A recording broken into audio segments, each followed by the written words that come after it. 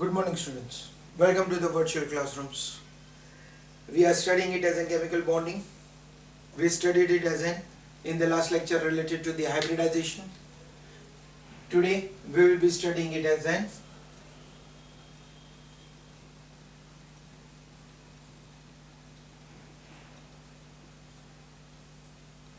like VB theory. We are going to have it now. The next one is MO theory, molecular orbital theory, to overcome the VSEPR and Lewis theories. Right? Whatever the limitations were there of their theories, we are trying to overcome by the help of VB and MO theory. Now, before we study about the diagrams, how to draw it for the molecular orbital theory, first of all, we will understand what are molecular orbital theory or how it is been. What are its silent features? So, the first one, the features of MO theory, which we write it in the short as MOT, molecular orbital theory, right? The one we are having it is, when we are discussing in the atomic orbitals, we were saying that electrons are present in the atomic orbitals. Here in this, electrons are presenting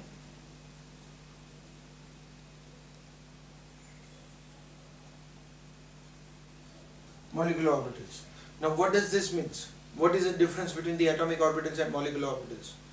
Atomic orbitals, they are under the effect of single nucleus. Atomic orbitals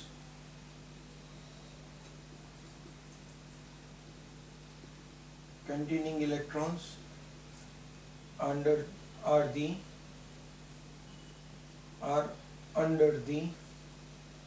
effect of single nuclei. That is, they are considered as unicentered. That means single nucleus, single, uni. That's why atomic orbitals are considered to be as an electrons containing atomic orbitals are known as unicentered. Why? Electrons in molecular orbitals are under the effect of more than one.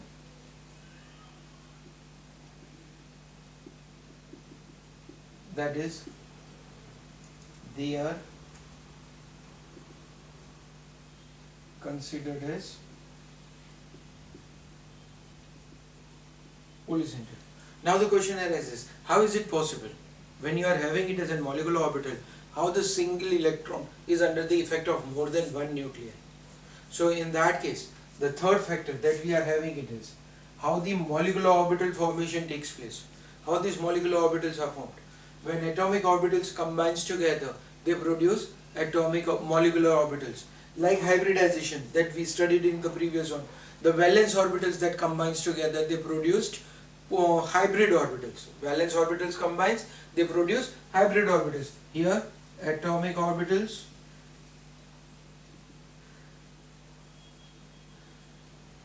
combines together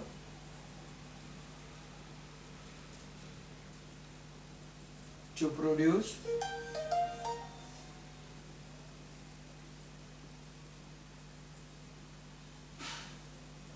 molecular orbitals, right? So what does this shows? That whatever the number of the atomic orbitals are going to combine, same number of molecular orbitals are formed. Whatever the number of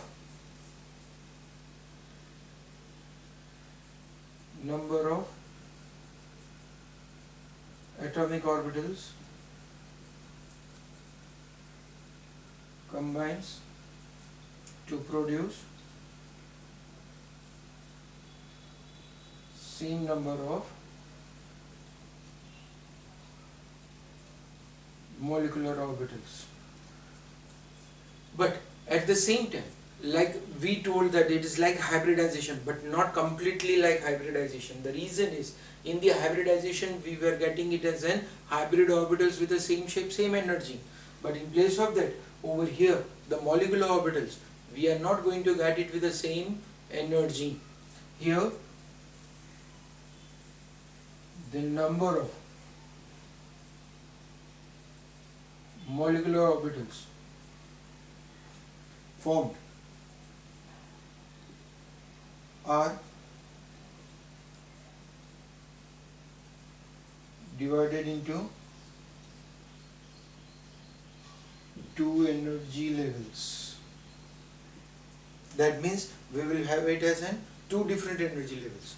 The one with a lower energy level will be considered as an bonding orbital, bonding molecular orbital. The orbital with lower energy is considered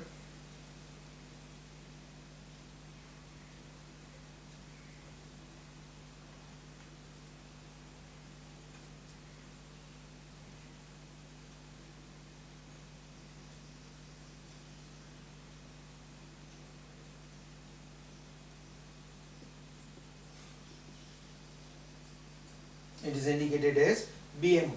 With a lower energy it is considered as an BMO, bonding molecular orbital. The orbital with higher energy is considered as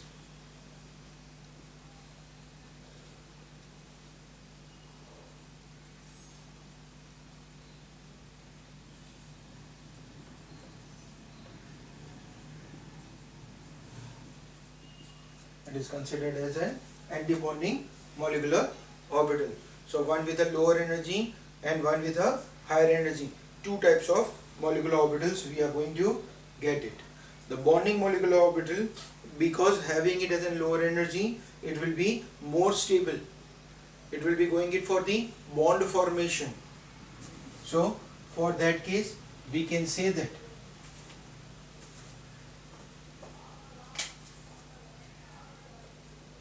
BMO having lower energy are highly stable and goes for bond formation,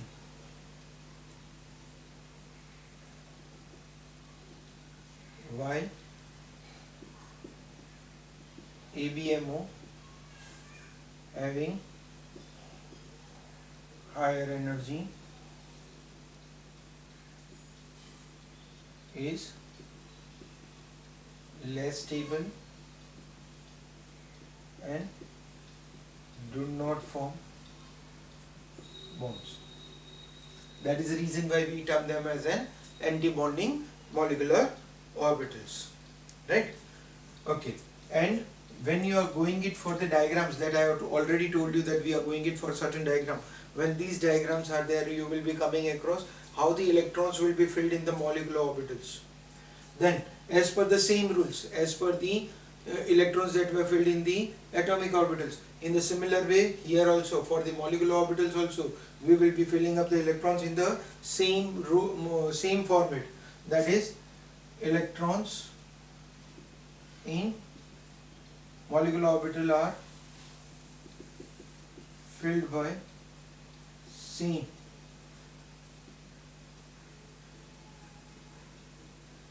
Abou's Pauli's principle and Ohm's rule. They are filled up by the same. Aufbau means the first of all the lower energy will be filled up. Every orbital can have maximum 2 electrons. Ohm's principle was every same energy containing orbitals, the electron first of all enters with a parallel spin and then the electron will go with the opposite spin, right? So by using the same rules, the molecular orbitals are also going to be filled up, right? Okay, the next one after that we are having it, that is, this is the what we got it as in features, right? But when these orbital formations are taking place, how are they going to be formed? What is the characteristic? How can we say that this is bonding molecular orbital or this is anti-bonding molecular orbital? So that goes by the help of the combination of the atomic orbitals, that is considered as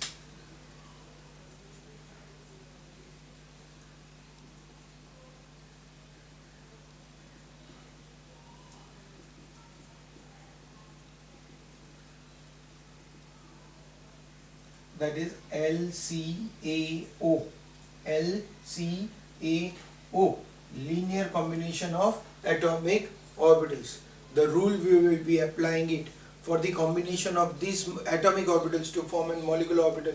It's considered as a linear combination of atomic orbitals. But how to understand that? So for that case, we know it that in the second chapter we studied it as a wave function psi. That is the probability of finding the electron, right, in the atomic orbitals. So if we consider it as only two atomic orbitals, we will today starting it with two atomic orbitals that are combining it. Or for an example, let's take it as for example,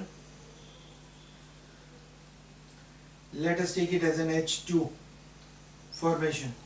H2, the atomic molecule, right? It's an hydrogen molecule. Now in that case, can I say that hydrogen, that is a atom 1, and there is an hydrogen with an atom 2.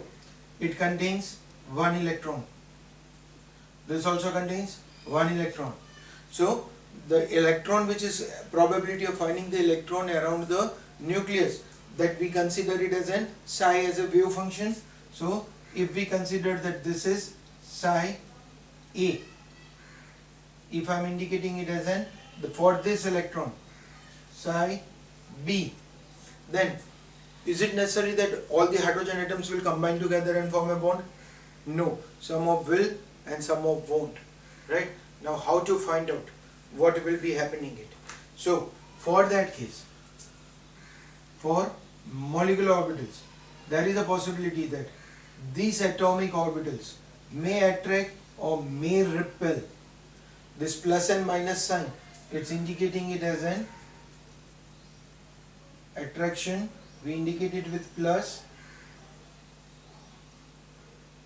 Repulsion, we indicate it. That means those two atomic orbitals may attract or may repel each other, right?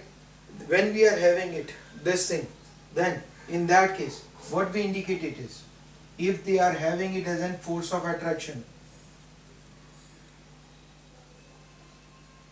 for attraction we indicate it as psi m, that is psi A plus psi B for the molecular orbital.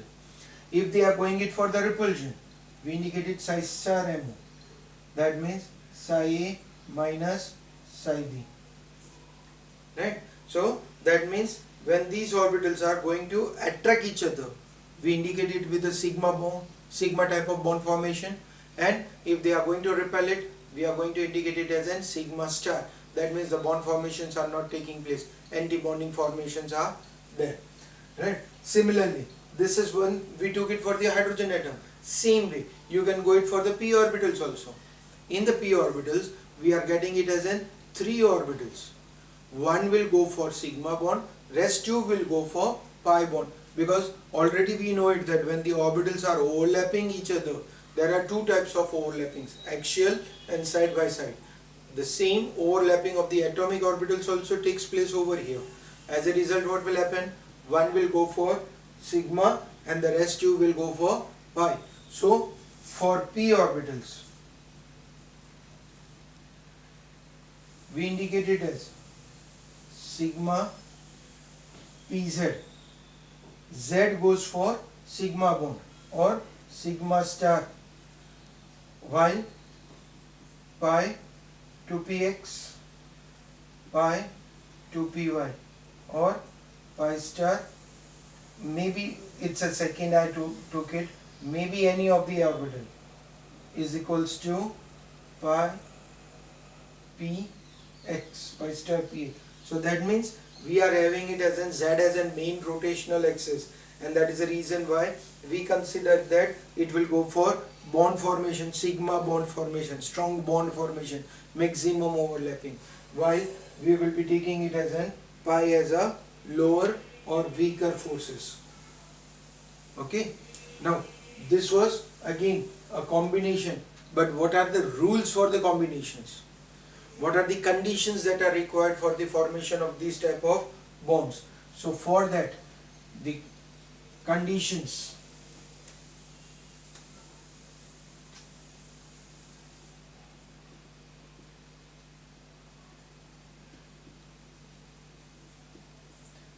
the first one we will be having it, the first condition, that is when these linear combination of the atomic orbitals are taking place, the energy of the orbitals, atomic orbitals, should be almost same.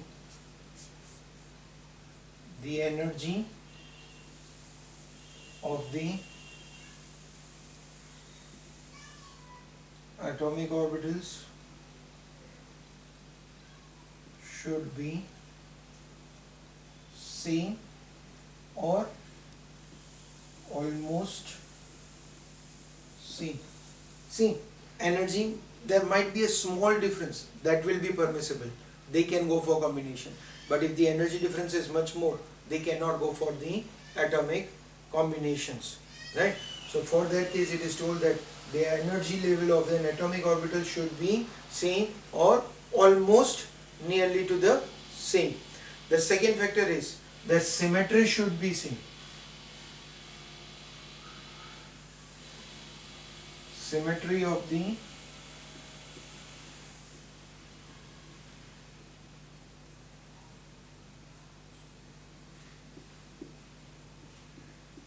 now what is that symmetry? That means if s orbital is combining, then the opposite direction, the second atomic orbital should also have an s only. If you are having p orbital combining it, the p orbital should combine with it. So that means if you are having spherical orbitals, spherical orbital can combine with it. If you are having dumbbell, dumbbell can combine with it. But I can't say that spherical can combine with dumbbell because their symmetries are not same. So such orbitals, they cannot be going for combinations. So symmetry of the molecules, they should be same. And the third factor is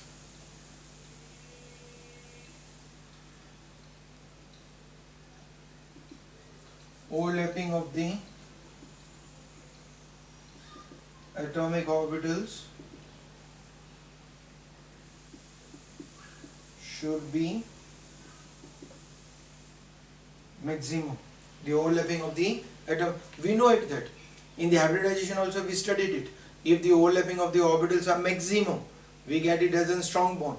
If the overlapping of the orbitals are not enough, if they are going by side attraction, overlapping is less, then the bonds are weaker, that is pi bond formations takes place. So same thing over here also, when your atomic orbitals are going it for the combination, they should combine, they should overlap each other to a maximum extent so that a strong molecular orbital can be formed, right? So these are the conditions that are required for the combination of the atomic orbitals. Now let us try to understand what we were saying it, right? All these things, when we were saying it, every time I told you that we will be drawing the diagram, we will be drawing the diagram. What is that diagram? How to go for the combinations of the molecular orbital theory. So now we will take it as in how to go for the formation. Now first of all,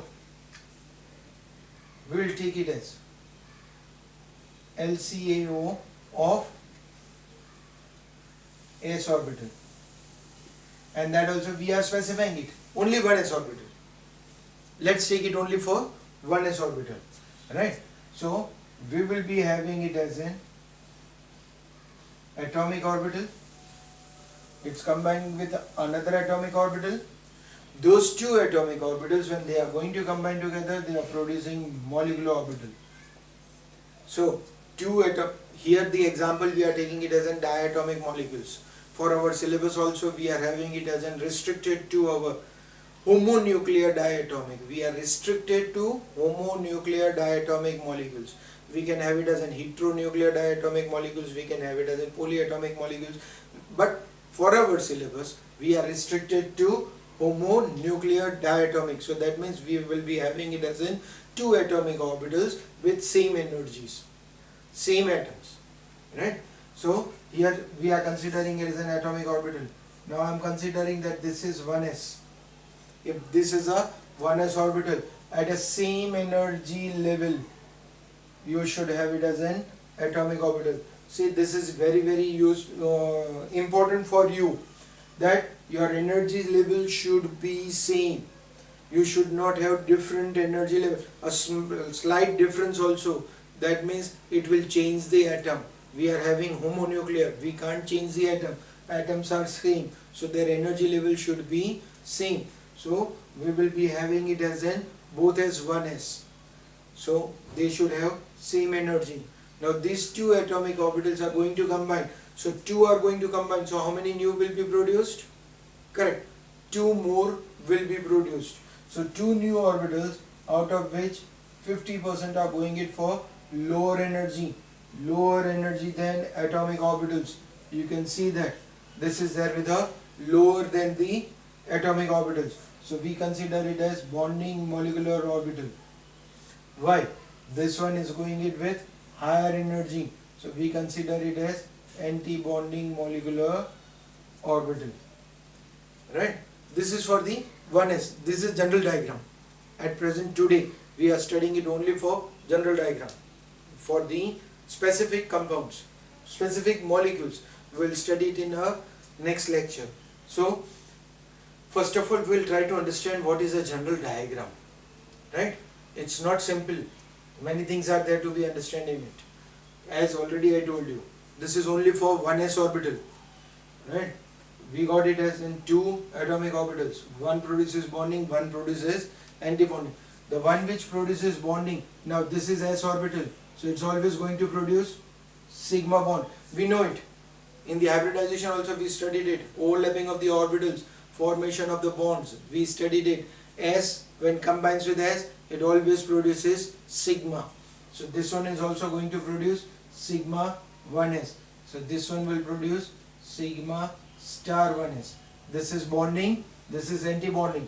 Bonding we indicated with sigma, anti-bonding we indicated with a sigma star. Right? Okay. Now this was for the 1s orbital. Now in place of that, if I am having it as an 1s and then the atom is also having it as an 2s orbital, it can be a possibility that we can have it as an 1s as well as 2s, because for the atomic orbitals, the molecular orbital theory, we are not going it only for the valence orbitals, we are going it for atomic orbitals. Means whatever the number of orbitals are present in it, all of them are going to be included. Right? So 1s plus 2s orbital, if both of them are present, then what will happen? You will have to show it atomic orbital, molecular orbital, your atomic orbital as 1s, then at the same energy level your 1s should be there. One will go with higher, one will go with a lower energy. We already showed it. This one will be considered it as bonding molecular orbital, this one will be considered as an anti-bonding molecular orbital, this one we will see indicated as sigma 1s, this one we will indicate it as sigma star 1s, right? Because they are of the 1s orbital. Now see, 2s is having higher energy than 1s, so it is compulsory that you should show the 2s on the higher energy, right? Some of the students make an error. They show first of all 1s and then 2s. Energy level does not decrease, this energy level should be higher. So always make an habit of writing it as an lower to higher. Now you are having again 2s. So both of them are at a same energy. One with a lower energy, one with a higher energy. Right? Okay. Now here one more thing, while I'm drawing this energy level difference should be seen, right? Whatever the amount of the energy is decreased for bonding molecular orbital, same amount of the energy should be increased for anti-bonding, right? So one, don't draw it like this, that one is showing it like this, one is over here and one is over here. This is not the, this is wrong. You can't show it like that, one having a very less difference, one having a very high difference. It should have an same energy difference. So make it sure that you don't go for that difference, more difference, right? This one we will be indicating it as an sigma 2s, sigma star 2s. This is again bonding molecular orbital, this is anti-bonding molecular orbital. It's with a lower energy, this one with a higher energy. So we got it as for 1s and 2s if two atomic orbitals are present in the compound. For your syllabus, again, already, as I already told you, for your syllabus you are having it as an only lower energy with, you are having it as an only diatomic homonuclear molecules up to 10 electrons, right? That means you are going to study only up to neon as an compound formation, molecular formations, right? That means you will be now having it as a third possibility of putting it as an 2p, 2s, 2p orbital. It may be also filled up. Then in that case, your diagram, when you will be plotting it, atomic orbital, molecular orbital, or the two atomic orbitals we are having it, one with a 1s, one with a lower energy, one with a higher energy, sigma 1s, sigma star 1s. This one will be considered it as bonding molecular orbital, anti-bonding molecular orbital. Now you will be having it as an 2s, one with a lower energy, one with a higher energy, sigma 2s, sigma star 2s, because it's a combination of 2s orbitals. Then you are having it as an, in the p orbitals you are having three of them, 2px, 2py, 2pz, right? We already told that when the combination of the orbitals are taking place, atomic orbitals are taking place, they should have same symmetry, right? So that means here we are having p combining with p. Not only that much, your px is there, then your px should be over here for the second atom. You can't write it over here because the combination of pz will take place with px. One is with a z-axis, one is with a x-axis. That cannot go for the combination. So make sure, if I am writing 2px, 2px, 2py, 2pz, right? How many total orbitals are there? 6. So these 6 orbitals, when they are going to combine, what they will do it is, we will be having it as an 1, 2 here.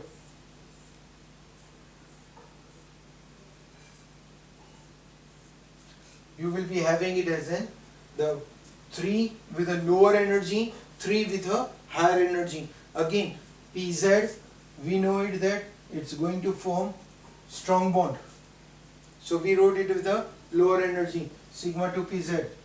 While this one will become pi 2 px, pi 2 py, and all the three of them are bonding molecular orbitals.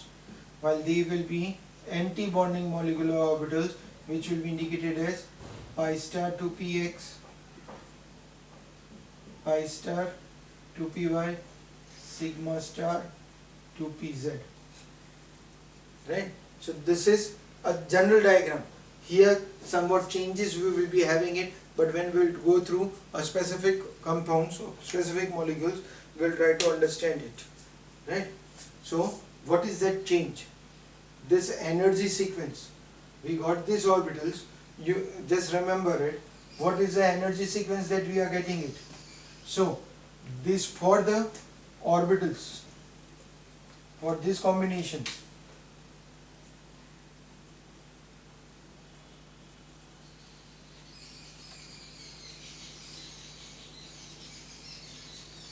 energy sequence. Now if I am having only one s orbital, I will have sigma 1s, sigma star 1s. Sigma 1s will be having lower energy than sigma star 1s. Now I was having it as in two orbitals. The energy sequence will get it as sigma 1s is having lesser energy than sigma star 1s. It will have lesser than sigma 2s less than sigma star 2s. When you are having an s, 2s orbitals, right? So electrons will be filled accordingly. This is the electrons that will be filled in the orbitals. First of all 1s, then sigma star 1s. Then if you are having more than 2, that means sigma 2s or sigma star 2s. Now when you have s and p, right, that means 1s, 2s and 2p, all of them, then for half filled p orbitals,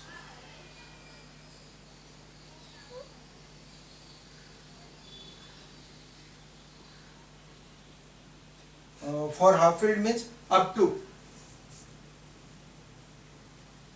half filled p orbitals, that means p1, p2 or p3 electrons containing in an atom, in atomic orbitals,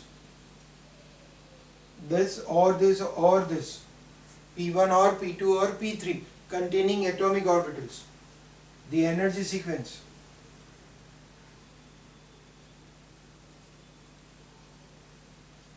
is sigma 1s, sigma star 1s, sigma 2s, sigma star 2s.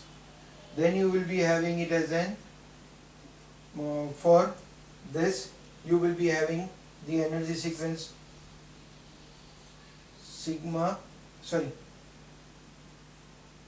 pi to px, pi to py with an equal to sign, less than sigma to pz, less than pi star to px equals to pi star to py. This we wrote it, actually we plotted it that they are having same energy. We plotted it like this, the energy diagrams.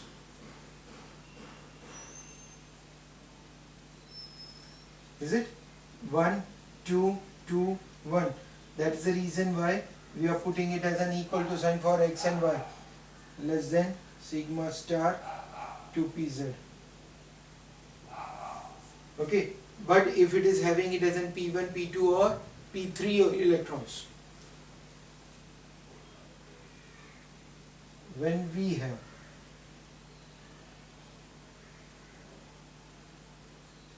p4, p5 or p6 in atomic orbitals, then energy sequence, it will change. You will get it as sigma 1s, sigma star 1s, sigma 2s, sigma star 2s. Then here the change we will be getting it, sigma to pz, pi to px equals to pi to py. That means that in this, first of all pi orbitals were filled up, then sigma was filled. In the case when your pairing of electrons in the p orbital starts, your sigma will be filled up first and then you will have a pi. Whereas in the higher energy level you won't have any change, that will remain as it is, 2px equals to pi star to py, sigma star to pz, right? So that will change the energy sequence, but this change we'll try to understand it in our next lecture by particularly drawing the structure. Even you will try to understand what is this. At present simply learn it and we will see it in our next lecture how this energy sequence can be changed. Till then, thank you.